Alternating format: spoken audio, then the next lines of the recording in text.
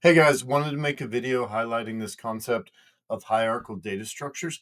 We have a saying that an organization at a macro level is just a sum of its micro level parts. So, what we mean by that is that I'm going to use this kind of diagram to illustrate it. So, let's say that you want to improve customer satisfaction. That's a strategy for your organization. And the reason why is because you believe that if you improve customer satisfaction, that will lead to higher customer retention, which will lead to more revenue, right? So your top of the house kind of executive level metric is that revenue piece, right? That's what shows up on the P&L. And so you think that if you can raise customer satisfaction, you can improve revenue by increasing retention. So, how do you measure customer satisfaction? Well, let's say you use NPS, right? A lot of organizations do. Let's say your NPS rating is like a 6 right now and you want to move it up 2 points to an 8 because you believe if you can move it 2 points, that will have a corresponding effect on customer retention and therefore revenue, right? But if you give a manager a goal of increasing NPS by 2 points, that's a clear, distinct, measurable goal. Like that is a smart goal, which is great.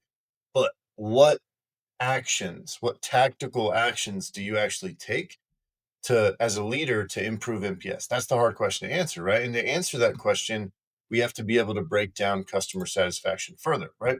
So maybe we go down to another tier and we say, what are the elements of customer satisfaction? Well, on time delivery, pricing, order simplicity, staff friendliness. There's a lot of variables that could go into how satisfied our customers are, but let's say that we think or data shows us that on time delivery is the number one driver of customer satisfaction. So, what we want to be able to do is we want to improve on time delivery. And if we can go from 75% on time delivery to 90% on time delivery, we think that will move us from a 6 to an 8 in net promoter score, which then in turn will increase customer retention and in turn will increase revenue. But again, if you tell a manager you've got to increase on time delivery rates by 15%, that's a pretty ambiguous goal. It's clear and it's measurable, but the tactical actions that you have to take is still ambiguous. So to get to that, you have to dive to the next level, which is what actually impacts on-time delivery.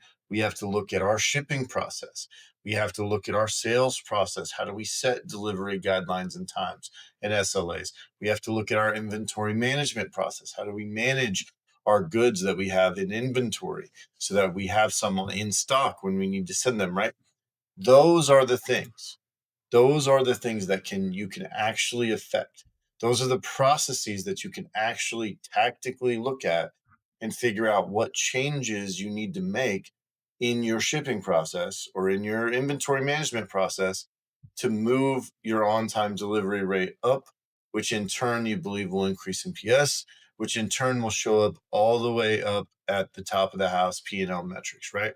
So that is what we mean when we say an organization at a macro level is a sum of its micro level parts. It's because at a macro level, all the things that you look at, like revenue, all of those things are just roll ups of outcomes from the specific tactical actions that you take every day that show up down here, which is why we take a very process centric view in the work that we do. Because if you want to really move the needle on some of these things, then you're going to have to be able to drill through like this to get to the heart of what are the things that we can actually affect and how are those going to move the needle for the top of the house stuff. So, I hope that's helpful to kind of illustrate that point.